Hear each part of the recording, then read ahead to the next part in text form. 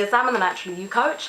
And today I'm going to be answering a question from a lady who wanted to know what she can do with her children during the day to keep them occupied apart from TV and devices. So she wanted to know the things that I do with my children to keep them occupied. In this particular instance, our situations are a bit different because I homeschool our 5 children fully through the day, whereas she has one in kindergarten who's 5 and then one who's 2 that's home with her all day. So my children my 2 and 5-year-old kind of fall into the schedule of the older ones who are doing homeschooling throughout the day.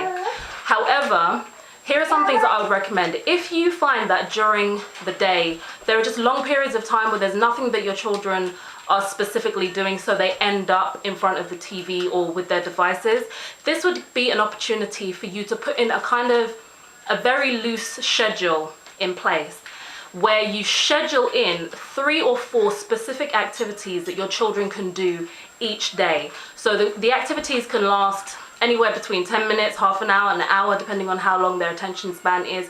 And then no matter how long you plan for them to do an activity, you might give them a 10-minute activity that they then sit with and find interesting for an hour. So then you've occupied them for an hour. So you put together a very simple schedule plan that says, okay, these are the 3 activities that they're going to be doing on this day. So the type of activities that you can schedule in, and you would schedule them in at different gaps throughout the day, so that throughout the day there's different things for them to do. So between the activities they can go and find other things to occupy themselves with. So the type of activities that you can do with your children are things like playing with toys, but in a structured kind of a way, an organized kind of a way. So as opposed to just saying go and play with some dolls, instead of just saying my daughter just handed me something. Instead of saying just go and play with your dolls or go and play with the Lego, you can have a Lego activity where the activity is for the child to organize the blocks of Lego into different colors. So you could get some red paper, yellow paper and blue paper and give them a box of Lego, and they have to put all the yellow pieces on the yellow paper, all the red on the red, all the blue on the blue, for example. With dolls, they don't just play with the dolls, you ask them, make a play with the dolls. Do a story with the dolls, make the dolls interact and talk to each other. And this is an idea that I get from my children because they're always doing that. Other things you can do is you can get your children to make a shop with all of their toys. So it's a structured activity with the toys that they have. Other things that you can get them to do are things like reading. Now, if your child can't actually read, you can just give them a book and tell them to make up a story from what they can see in the pictures. If they can actually read, one of their activities will be to read a set number of pages, and if they want to read more, they can go ahead and do that. Other things that you can do would be simple art.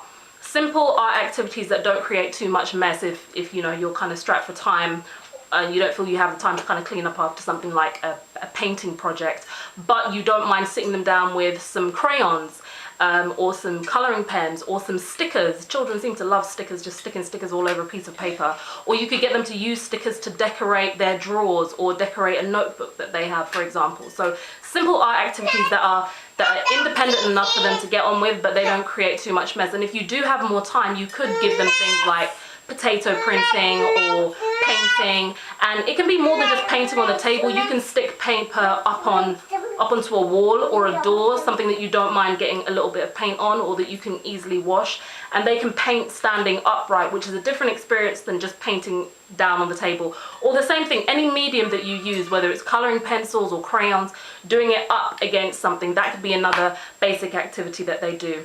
The other thing I am so in favor of is getting children to do chores around the house that are going to help you and that are going to make them more responsible. And this is from my research and using the Montessori techniques when it comes to young children. So age appropriate chores. Even a 2-year-old can put the chairs around the table or wipe the table clean or put dinner mats on the table, or doing simple things like my 2-year-old will do things like clean the mirrors, or I'll give them wipes and they clean the door handles, or when there's smudges all over the doors, then all the children will get sponges and wash down the walls. So you can schedule in those types of activities. Sweeping is a good activity.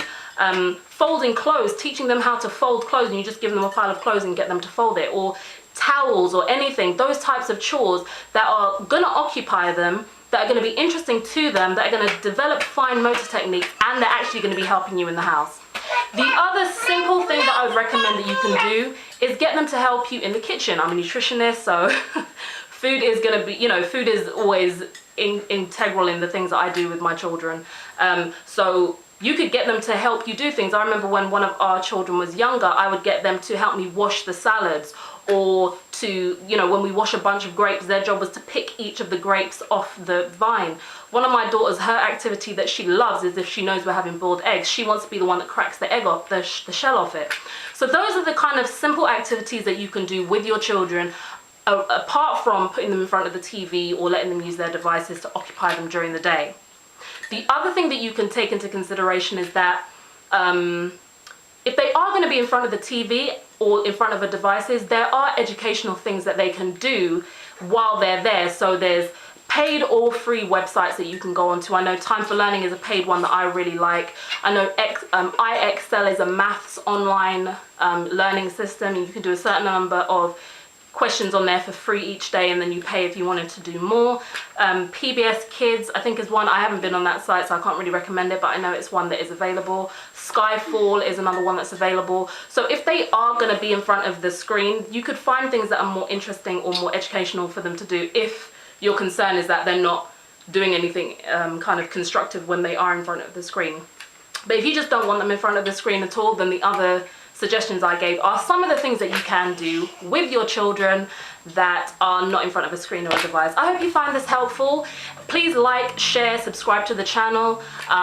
If there are any questions that you want me to answer in video form, whether it's on natural health or childcare or homeschooling or personal development, those types of things, please feel free to get in touch. If you have a preferred activity that you do with your children that doesn't involve the screen, then please post that below so we can give the sister some more things that she can try out. Again, I hope you found this helpful. Have a lovely day, take care, and stay healthy.